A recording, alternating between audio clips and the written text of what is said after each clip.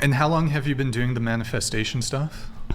So I've been working with the company for about 5.5 years, and Okay. I found the founder of the company like a year before. So like Yeah. 6.5 And is years there- specifically with her. When it comes to manifestation, is there any upper limit as to what you can manifest into your life? Yeah, so we like very much like when people start the course or like, you know, don't think about the $1 million homes or the Ferraris or like anything like super crazy. Like we definitely want people to get to know themselves first and sort of strip back those layers. Like inner child and shadow are sort of our like number one courses we recommend after they learn how to manifest our like sort of process. And that's because there are a lot of layers that we pick up in childhood from 0 to 7 or like 0 to 14. That's when we really imprint our entire subconscious and where we really pick up all of those limiting aspects. So basically the courses help you go back and look at that and then reprogram that, and that's when you start to get like a lot more magnetic where things are just naturally flowing to you. Like a lot of times you don't even necessarily have to be so specific, but how does one, I'm sorry, I don't mean to cut you off, I just want to be somewhat specific. How do you tell someone to go back to hyperfixate on a memory? What's the process for something like that? So she is trained in hypnosis. And so, yeah, it's like you get into a hypnotic state within these audios and she sort of guides and leads you back. Have you ever heard of a case? It was called the McMartin-McBuckey case. It was a huge preschool case. It was one of the largest investigations ever done for the trafficking of underage children, right? And they had a hypnotherapist who came in, and the hypnotherapist was able to take these children back into these states of their trauma and this and that. Turned out it was all bullshit. They had implanted the memories via hypnosis, and a ton of people got swept up in this case. They ended up being completely and totally vindicated, right? But interestingly enough, like hypnosis, for one thing, there's nothing about it which is scientifically rigorous at all. I think that perhaps there could be something to the fact that through discourse with somebody else, you can, you know, perhaps focus on some memories that you have or things like this. But let's say somebody was hypnotically suggestible, right? You could suggest things to them. And there's a small portion of the planet which has been scientifically demonstrated to be highly suggestible. What's stopping a person when they go in there from planting something there that doesn't belong there? Now we have a fake memory, or we have a problem now. Like, what's actually stopping a person from doing that? Well, I think that's more like if you're in person with someone and they're guiding you, you should probably be very careful. But with the guided like audio meditations, listening at home, like you're in full control. And like you just sort of follow what your subconscious and where your subconscious is taking you and trust that. So it's not like anybody is, you know, planting any other information. And like with her guided meditations too, she's not like leading you so specifically into something. Like it is a lot more loose, and it's like truly your body that is guiding you through this experience. So, but I know what you mean. I mean, I think hypnosis is incredibly powerful and can be really scary in some instances with like hypnotherapists who meet with you in person. To the few people who are suggestible to it. Yeah, yeah. Well, so I guess going back, because in your notes you say using manifestation to call in aligned partners and dating opportunities. Yes. I'm confused again by this manifestation thing, because it seems like it goes beyond just, bringing positive outcomes to your life, but actually in the, blanking on the word here, but in the, I can't think of the word, but so you could manifest, for example, a bike. Sure. Yeah. You can Okay, manifest like smaller things. Oh, only small things? No, I'm just saying you could manifest Isn't it things just like about that, like changing your items. mindset, like when it comes to that stuff, rather than like it's just gonna appear in front of me? Like I feel like manifestation, like if you think positively, then you'll work for it. Like in my head, I'm like, I want a bike, so I'm gonna like wake up and then make some money and then go buy the bike, rather than like it's just like, a bike is in front of me. It's like action steps, kind of. Yeah, like that. Rather, because isn't that just the same as like a self-help book, where it's kind of like you know, it's anyone can read it, but it's really like you're already putting the work in to change your mindset, like buying the course, someone wants to better themselves. It's definitely all like I think related and similar, because you reading that self-help book or you taking positive actions towards your goals, those are all positive things that you're reinforcing in your mind, that I want this and like that you deserve it. But where people get caught up is a lot of times they consciously want something or consciously feel worthy or deserving of something, but their past reality doesn't reflect that, and it's like their subconscious mind that doesn't feel worthy of that. So like we really believe that your entire so you have to feel worthy. Okay, can I just ask you a question? I'll just ask this point blank. Does manifestation work? I think it does, because I have manifested things, and that like we're very specific. I mean, if it works, why aren't you a billionaire?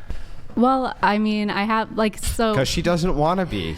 Duh. Her conscious said no. No, but yeah, I mean, my subconscious said no. It occurs to me, if you can manifest that. if you can manifest yourself something on a small scale, why can't would you go not be that able to big? manifest something on the large I mean, scale? there is something here where too, I think like as souls, we all have a specific destiny that we're kind of following as well. Doesn't destiny and manifestation totally each other. conflict? So I don't think that it necessarily does, but I mean, this is where sometimes I sort of diverge from our teachings too, because I do have some other spiritual beliefs as well, but like I don't personally, like authentically, I really don't want to be a billionaire in this lifetime. It's not something that I'm manifesting. They always say the same thing. If they manifest, they're not millionaires because they don't want to be millionaires. Well, I would want to be a millionaire. I hope that I will be one day, but not a billionaire. That's like too much. Why not a billionaire? But why not? Like, why be the prince when you can be the king? I don't get it. I know. Well, you know, you guys all make like excellent points, but I think at the end of the day, like we're just putting out self-help tools that are helping people create a better reality for themselves and find their authenticity and just more attract more things that are in alignment with what they're wanting. Yeah, but manifestation is like, okay. Well, you're manifesting. You manifested this podcast. Like you're also I didn't worked for it. I didn't manifest this podcast. I took action. Well, yeah, but action to make this happen. Action is a part of it. So like you have to take action. It's just your I'm not saying that you just wave a magic wand and all of these things appear. No, but that is what you're saying. No, you that's said, definitely not what I'm saying. I really want a bike, and then you walk down the street. Aligned action is one of our process steps. Like, so we have like kind of three main pillars of the work, and it's unblocking the subconscious limiting beliefs, expanding your subconscious to like show you that what you want is possible for yourself, and then aligned action is lastly is like you need to take aligned action steps and take the action to get there. I feel like instead of like sitting down and like in your bed and listening to audio and taking like quizzes, you can just like get up and like work for something, you know what I mean? Well, instead. Yes. Yeah, do you absolutely. personally use your own course? Yeah. I'm just curious. I do. Okay. Yeah. Well, I read a book that was saying that there's motivation and then there's actually discipline, self-discipline, so that you can have motivation every day, but it's, do you have the self-discipline to get up and do it every day? Can you manifest healing? So we don't teach that like any like physical healing, but I personally have like I've Wait, why don't you teach that? Well, because my founder doesn't want to get into, teaching that, because she hasn't figured that out specifically for herself. I mean, wouldn't everything be within the purview of manifestation? Yes. Energetics or whatever. Yeah. I mean, I personally have manifested things that have helped me on my healing journey and have helped me heal my body. Journey. Did you do actions? Journey. I know you love that word. Yeah. Did you do actions though besides manifesting? Yeah, absolutely. So without the manifestation, would you still just have done the actions and the same thing would have happened? Well, the idea here is around. So this is what I think.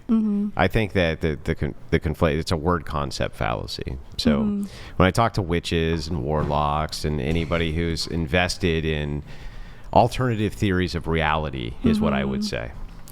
Every single time when I dive into the particulars, when I dive into the particulars, I find out that it's just the same shit that everybody does all day, right? And I go, oh, okay, that's the particulars. So the word concept fallacy comes in where, let me give you the example. Let us assume for a moment that you were a hunter, okay? And you would go every morning in November to go kill a deer, like half of the state of Michigan does, okay? And when you did, you brought your lucky coin. And what made this coin lucky, and the reason you knew this coin was lucky, is when you were a kid and you were out with your dad and you were up in that tree stand and you saw the deer and you shot the deer. Well, you had that coin in your pocket. And so you were never going to forget that coin again, right? And you never did. Now, one day, of course, 10 years in, you forgot that coin. You took the shot. You missed the deer. Uh-oh. You didn't have that lucky coin, did you?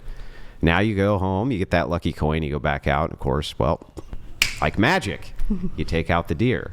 The question is... Hail and well met. LOL Paladins donated $200.02.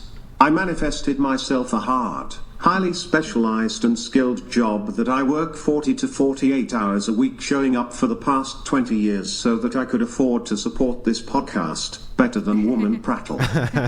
Yeah, the question then becomes, is this really a magical talisman? Is a talisman itself... I'm not claiming it to be magic. Hang on. Okay. But let me explain. Yes. The question becomes, is this a magical talisman, right? Does it have some magical properties? Does it have some other worldly properties which literally enable you to become a mighty deer hunter? Or is it possible that you made a bunch of correlative mistakes in your brain and just decided that this thing has way more value than it does? You just like to have it with you because it makes you feel better. It's like a whoopee. Well, I would go with that option, right? I would I'm sure too. that you would too. Yeah. But here's the thing about manifesting. It's the same exact. It is. It's the same exact It's all idea. in your brain. Yeah, it's the same exact idea. So It's the question really- is it just your whoopee? I think that it is all in your brain, absolutely. And like we are saying, it is your subconscious mind. Like everything that we attract is within What's our subconscious subconscious about mind. it?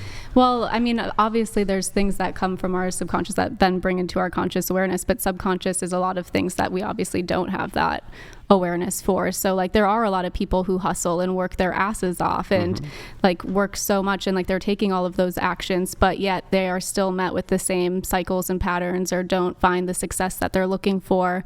And I think there are ways you can rewire your brain a bit to like have better results. Yeah, but this is just common business school practices, right? Like, oh, you're doing something over and over again, you're getting poor results. So let's take a look at the Change it. process Yeah. and change something in the I mean, process. yeah. How is that manifestation? So when you say manifestation, to me, that sounds like magic, right? We have energy somewhere, which is being manipulated somehow in order to deliver something to Yeah, you. I guess we don't like right? use that word in that sense, but I know most people kind of do. Can I but- say something? Yeah. Yeah. Okay, so with manifestation, also it's the same thing as like kind of like affirmations. You speak Sure. something into existence, and then also Yes. the human brain is very crazy how It's it works. I've had an powerful. aunt that passed a lie detector test by telling her brain and training her brain that she didn't do something when she did it.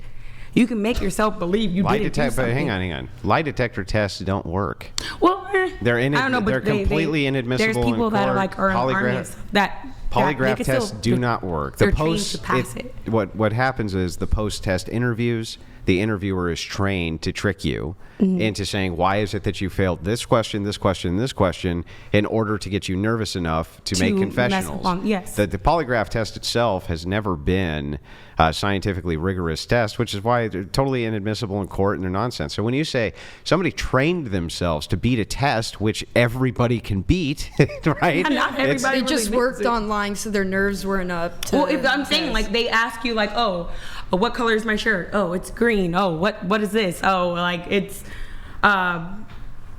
what's today? It's this Yeah, day. but it's You all do- all of this is highly. It's all nerves and it's- stuff like that. It's But I'm all saying highly interpretive, though. overall, I'm saying the human brain, like you're saying, manifestation. It's whatever the brain wants to convince itself of. Real quick question though, what would you say is the difference? Because I know you're religious. What's the difference between like manifestation and prayer? Yeah, You know, so not in a this bad way, but this just is like a curious, this is yeah. a great question, right? So the way that I pray is I always just pray in thanks. That's it. And Like, gratitude. what do you mean? Like what? I don't ask God for stuff. I just pray in thanks. Okay. thanks for what you already have. Yeah. No, just no, like just gratitude. thanks for existing. Yeah. Okay. You know, that's the thing. I think I pray about that more than anything, is I just thank God for existing. What about others that might say they're like praying that their living situation gets better, or like to be better financially? Well, they're not really doing that. They're Yeah. supposed to. They're throwing themselves on the mercy of God Yeah. instead.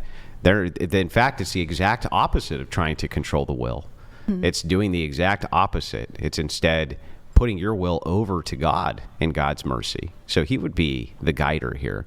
It would not be you trying to control the will of even yourself or others, but rather putting yourself completely in the hands of God. So you're saying it's not putting it out to energy in that case, it's putting it like in God's hands. God. Yeah. I don't think It would God's be- will over yeah, this creation. would be the complete opposite. Yeah. Which is why we would consider this to be an inversion, right? This would be, so I would think, let's pretend for a second that you really could do this, that I really could like manifest something I wanted. What if I wanted you? Maybe that's how my ex got me. I don't know. Yeah, but I'm not sure. but Like, can you damn, he got me. manifest that? We wait, why? But why not? We Why say can't you can't manifest specifics. Why? Well, also, yeah, the free will thing definitely. Oh, the comes free into will. play. See what I mean? But yeah. But if I could, and this is the caveat, right? It's always the caveat. But if somebody could manifest that, wouldn't you say that was evil? Wouldn't you could. say like I would be basically controlling you against your will, right? Manipulative, yeah, for sure. But just all I'm asking you to do is take that thought to its logical conclusion.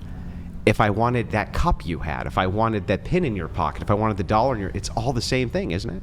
It's me manipulating you to get the thing that I want from you. Who put those limits though on manifestation? Does she know, That's or the does she greatest say- you know what I question mean? of all, Like, right? where's- Why can't you manifest the person you want? Well, I mean, it's all God. It's all free will. So Yeah. that's why God gave us free will. We're not puppets. We can't be, we're not robots. We're human. So that's why I feel like everybody's saying, not to talk about manifestation, but I feel like everything is under God. So Well, the reason this is actually important when you're talking about dating, it's actually been stunning to me how many women are into occultism, witchcraft, tarot cards, some form of magic use, even recreationally. It's astounding. And so if you think about the population of men who are religious inside the United States, it's massive. There's a massive population. Same with women. And so I think to myself, well, this is obviously very pertinent. People are religious. They're literally taught to stay away from that stuff. So if they're coming across women who are into it, it's always interesting to me to kind of hear the various reasons why, right? So I think it is pertinent to dating.